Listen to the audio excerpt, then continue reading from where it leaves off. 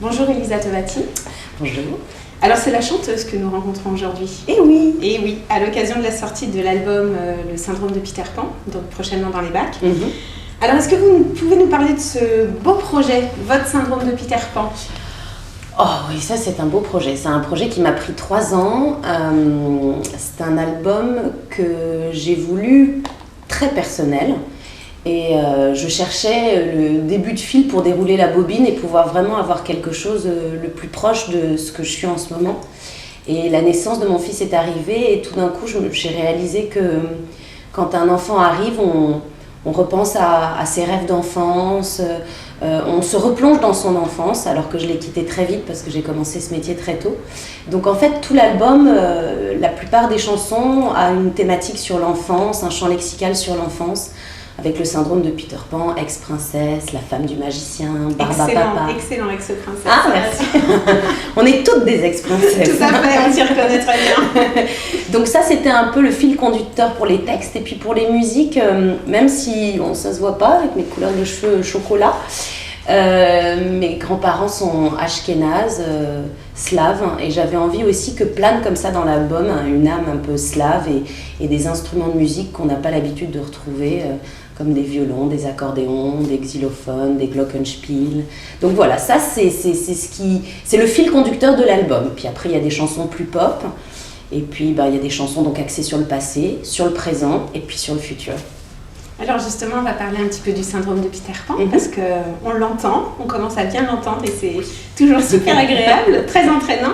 Donc parlez-nous un petit peu plus de cette chanson en tout cas. On parlera un petit peu d'ex-princesse après, parce que vraiment, je la trouve top. Le syndrome de Peter Pan, c'est une chance et c'est une surprise. C'est les chansons qu'on n'attend pas qui arrivent et c'est des bulldozers. Et je pensais pas du tout que ça allait être un single. Je pensais que le single serait Ex-princesse, une chanson que j'aime énormément. Et puis tout d'un coup, le syndrome de Peter Pan qui a été écrit par Kérédine pour la musique, donc qui est l'auteur de Je veux de Zaz, qui a fait un joli succès cette année, et puis de Bertrand Soulier pour le texte, est arrivé en dernier sur l'album. Et puis petit à petit, il a fait sa place et quand on a enregistré l'album en studio, c'était devenu une évidence que ça serait le single. Le syndrome de Peter Pan, ça dit simplement à un homme... qu'elle voit les hommes avec des yeux d'enfant, qu'elle est naïve et qu'elle a juste envie qu'avant que l'histoire d'amour commence, voilà, avant que tout se passe et qu'on se fasse du mal et tout ça, sache qu'il faut que tu fasses attention à moi et que tu me protèges. Tout ça avec une musique un peu Europe centrale, zigane, et surtout beaucoup de joie de vivre, parce que même quand on parle parfois de sujets un peu mélancoliques dans l'album, on le fait toujours avec des chansons plutôt up-tempo et des mélodies entraînantes. Ex-princesse ? Ex-princesse, c'est mon petit bijou à moi. C'est très personnel. C'est vrai que quand on est petite, on rêve d'être dans des belles robes, de se marier avec des princes charmants. Et puis finalement, quand le temps passe, on se rend compte qu'il faut faire des concessions et puis qu'il faut mettre au placard pas mal de nos rêves d'enfants. Et donc voilà, cette chanson, c'est une chanson plus particulièrement pour les filles, sur les filles qui aujourd'hui se rendent compte qu'elles ne sont pas devenues forcément ce qu'elles espéraient devenir, mais que c'est pas mal non plus. Mais que voilà, elles resteront quand même toujours des ex-princesses dans leur déguisement de fées qui tournent jusqu'à l'ivresse. Voilà. Alors c'est vrai qu'on vous connaît plus comme actrice. Pour vous, les deux différences fondamentales entre ces deux métiers, c'est quoi ?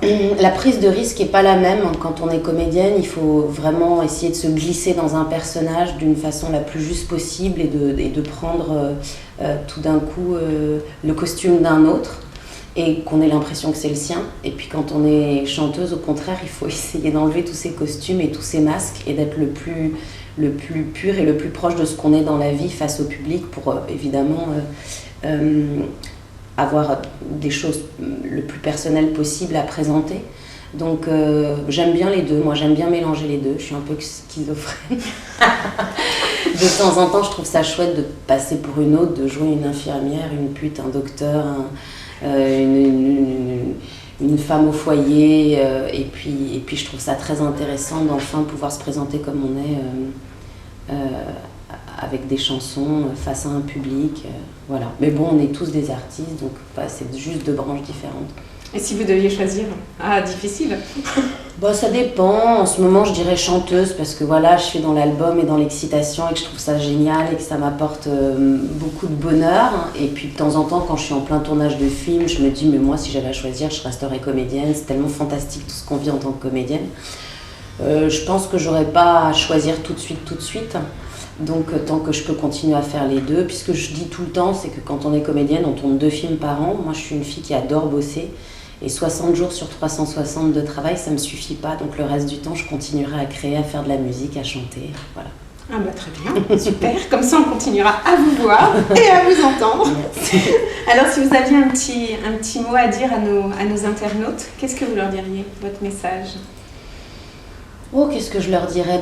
J'essaierai de leur envoyer des ondes positives en tout cas et leur dire qu'à travers la musique, à travers le cinéma, à travers tous les arts, ça permet de s'échapper et parfois d'oublier un peu le quotidien qui peut être un peu lourd pour chacun.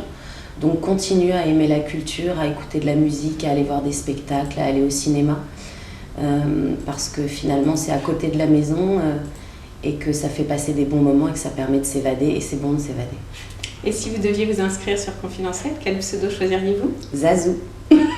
Me demandez pas pourquoi. Ah ouais, mais là vous me tentez un peu quand même. Dans la vie de tous les jours, tout le monde m'appelle Zazou. C'est que au cinéma et à la télé qu'on fait Elisa. Mais Elisa, c'est presque pas mon vrai nom. C'est le nom sur mes papiers d'identité. C'est tout. Bon, alors je me permets. Merci beaucoup Zazou. Merci. Confidentiel.com, le site réservé aux femmes.